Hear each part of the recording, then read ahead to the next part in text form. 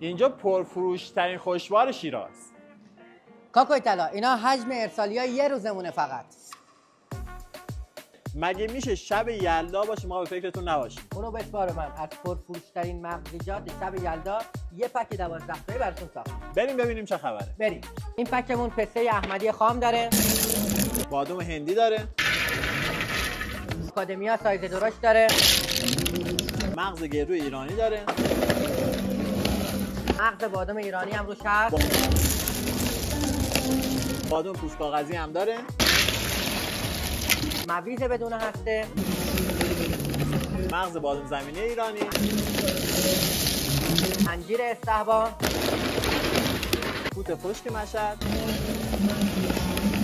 کشمش سبز قلمی و نخودچی. همه این پک رو گذاشتیم برای شما. علی آقا به نظر چند؟ با این حجم باید 2500 باشه. 2 کیلو و 900 گرم 50% تخفیف تا شب یلدا 1 و 250. آجیل 3 مغز لوکسمون هم به جای کیلویی 1 میلیون میتونید با 697,000 تومان بگیرید. پرفروش ترین آجیل مجموعه ارشیا، آجیل 7 مغزی تو کل ایران سر صدا به پا کرده. کیلویی به جای 600,000 تومان 480,000.